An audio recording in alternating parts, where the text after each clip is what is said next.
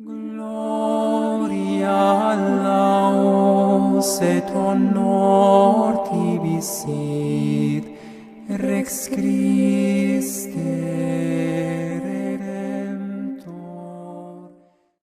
As you may know, in fact, we talked about it this morning at the top of the show in the news. In the last week, anti-Israel protests have been taking place on college campuses all across our country, from Columbia University, NYU, Yale, UC Berkeley, Michigan, and many, many others.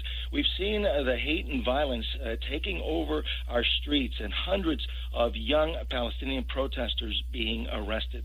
Listen to this Israeli-American student from Yale, Mika Barton, who spoke to Fox News about the protests. The past few days on Yale's campus, it is clear that this campus has been taken hostage by the Palestinian demonstrations. The center part of campus, Beinecke Plaza, has been taken over for tense morning, noon, and night, with protesters that claim that this is a movement to divest within Yale's finances for Israel military, even though there is no direct connection between those. But really, they have made it clear that this is a protest against Israel and American values. They have shown this time and time again. With a few days ago, they took down the American flag on a World War II monument that is in memory of the soldiers, the Yale soldiers that lost their lives fighting for this country. I support the right to protest, but I do not support violence. Joining us live this morning is Professor Roy Schoeman, a Jewish convert into the Catholic Church, to discuss the anti-Semitic protests that have been going on across our country's college campuses. Roy Schoeman writes, teaches broadly on the theological and historical relationship between Judaism and the Catholic Church. He has taught at Holy Apostles College and Seminary and at Ave Maria University as an adjunct professor. Professor Roy Schoeman is the author of Salvation is from the Jews and Honey from the Rock. Good morning, Professor Schoeman. Happy Easter. Thanks so much for joining us once again. It is so good to be with you. Thanks for having me. Professor, what is your take on all of the many anti-Semitic protests that have been going on now for well over a week at Columbia University, at Yale, and across so many college campuses? Well, there is something called the Muslim Brotherhood, a worldwide organization. It has many sub-organizations, including the Muslim Students Association and the Council on American Islamic Relations, and so forth and so on. And I will just read 2 or 3 sentences from a 1991 memo written by a council of the Muslim Brotherhood and sent out to all the Muslim Brotherhood organizations in North America. I'll just read like 2 sentences. The movement must plan and struggle to obtain the keys of this process to carry out this grand mission as a civilization jihadist responsibility through the Muslim Brotherhood in this country.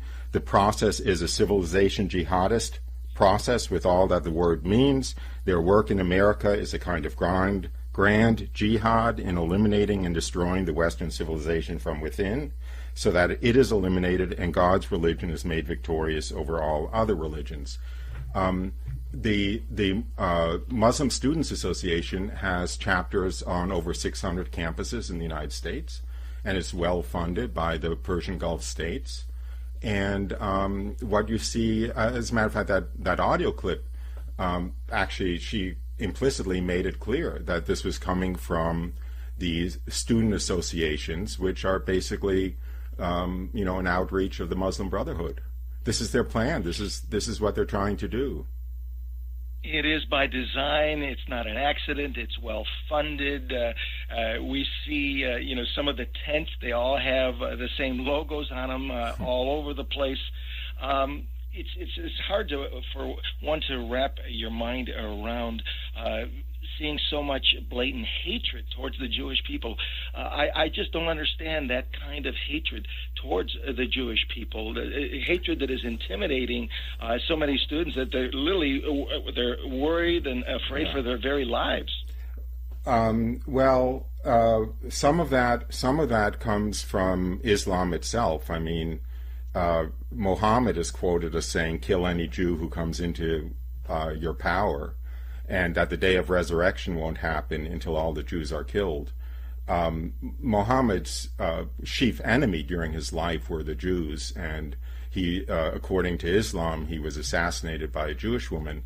There is a lot of baked-in anti-Semitism or anti-Jewishness in the Quran and in the life of Muhammad. You can't get around that. And on top of that, you have the problem of the state of Israel. Now, this is getting a little bit complicated, but if you ask a Muslim what are the miracles that Muhammad performed that give evidence that Allah is the true God, the answer is the Quran, which is supposedly written so beautifully that it has to be supernatural, and Muhammad's victory in battle. And when a terrorist, a Muslim terrorist, attacks somebody and shouts Allahu Akbar, it's often translated as God is great, but that's not actually quite right. It's God is greater. It's our God is greater than your God. Otherwise, he wouldn't be allowing me to chop off your head. And then on top of that, you have the fact that Islam does not actually call for nation states. It calls for the entire world to be a caliphate under an Islamic theocracy. And the heart of that caliphate to be is the Middle East. And most of the Middle East is Muslim, except that you have this Jewish state in the middle that is very wealthy and very successful and very powerful, which is actually a theological crisis to Islam, because it's basically saying, no, Allah isn't greater than the Judeo-Christian God. So you have all these things flowing together. It's not a kind of one-dimensional problem. How is it possible that so many of these protesters have forgotten the Hamas brutal attack on Israel that killed over 1,200 Israeli civilians and soldiers on October 7th, the worst attack since the Holocaust? How do they not, remember that was what started all of this? Hamas is also part of the Muslim Brotherhood. Explicitly, it's in the Hamas charter that they're part of the Muslim Brotherhood. This is all the same organization. Yeah, it's so unbelievable. And then you hear, chants of, death to America and death to Israel and from the river to the sea. People are doing these chants and they don't even know exactly what it means. Professor, do you understand? Can you explain for us what that saying means, from the river to the sea? It's a call for genocide, essentially, in Israel. It's the river is the Jordan River, the sea is the Mediterranean Sea. Israel is the territory of Israel is in between the Jordan River and the Mediterranean Sea, and the call is basically to destroy the Jewish state of Israel and force all the Jews out or kill all the Jews and turn all of Israel into an Islamic Palestinian state. It's genocide. They're calling for genocide. Yeah, of course. They're really what they're looking is to wipe Israel off the face of the earth, which is basically what Hamas is all about. Yeah. And that's why it's so concerning when you hear, I've seen sound bites of some of these protesters, college students, and even some older people who are there with the college students saying, "We are Hamas." Yeah, Isn't that the whole goal, to wipe Israel off the face of the earth? Look, as I said, Hamas is part of the Muslim Brotherhood. The Muslim Students Association is part of the Muslim Brotherhood. In a way it's not surprising. In the days of communist Russia, the Communist Party in Russia had movements all over Europe trying to start communist revolutions, sometimes succeeding, communist student organizations. We, as the United States, funded, pro-democracy, anti-communist student organizations around the world and movements and so forth. And this is the Islamic world's version of that. And unfortunately, it's a little bit more bloodthirsty than the American version certainly was, and possibly even than the communist version was.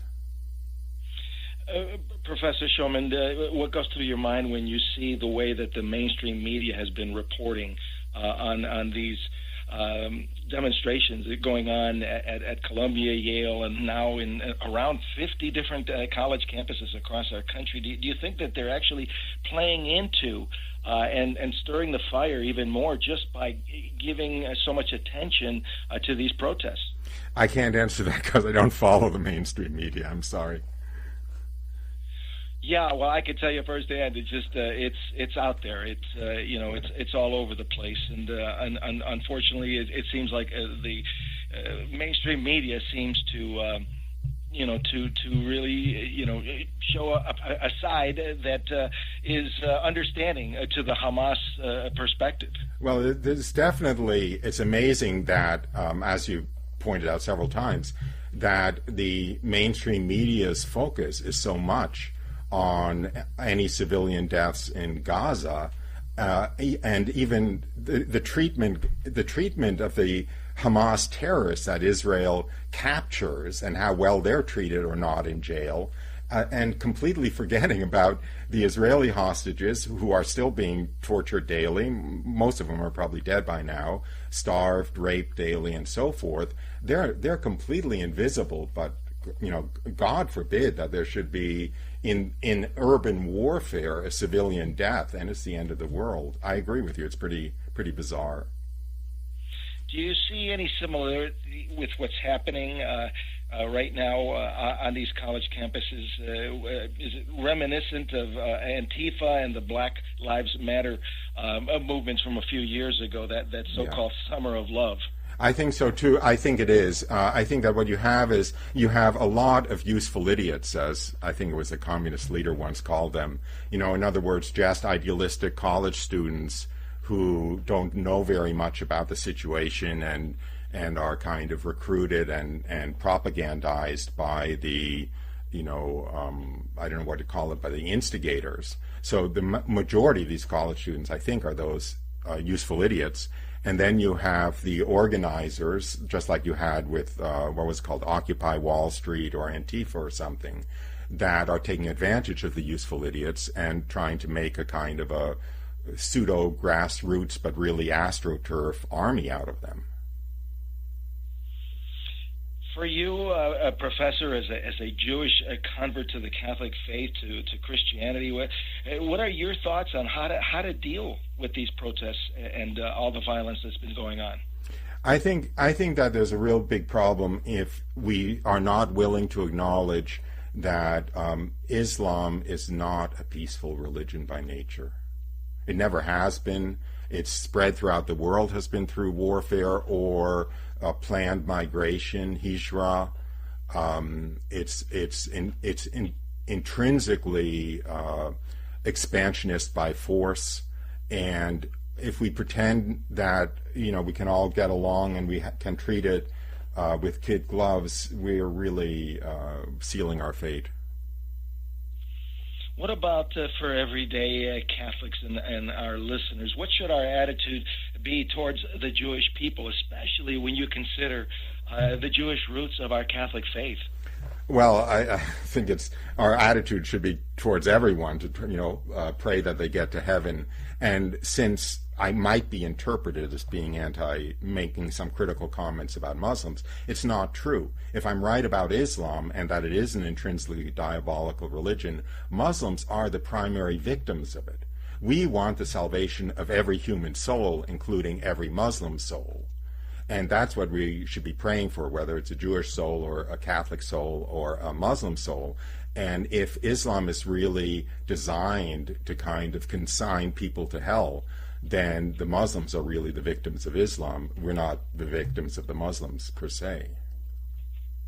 Well, Professor Shulman, for this reporter, I find it really difficult to understand 2 minutes. The whole mindset of anti-Semitism and hatred towards the Jewish people, because when you think of our Catholic faith, our Lord Jesus, King of the Jews, the Blessed Mother Jewish, the Apostles Jewish, the early church started out Jewish. It's impossible to not realize that connection. Well, you just put your finger on it, because the root of anti-Semitism is an attack against Christ and an attack against God. I mean, basically, it's, Satan inspires anti-Semitism because he hates God and he hates Christ, and he can't get to Christ directly, but the Jews are the people from whom Christ came, and so they're a useful target. What can we do as Catholics and other Christians to show our support for the Jewish people?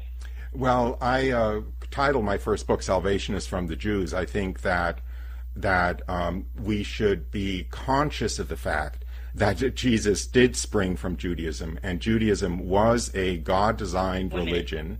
It kind of got obsoleted 2,000 years ago, but it was a God-designed religion that God introduced in order to bring salvation to all of humanity through the Jewish Messiah, who is Jesus, and then founded the Catholic Church and transformed Judaism into the sacramental Catholic Church.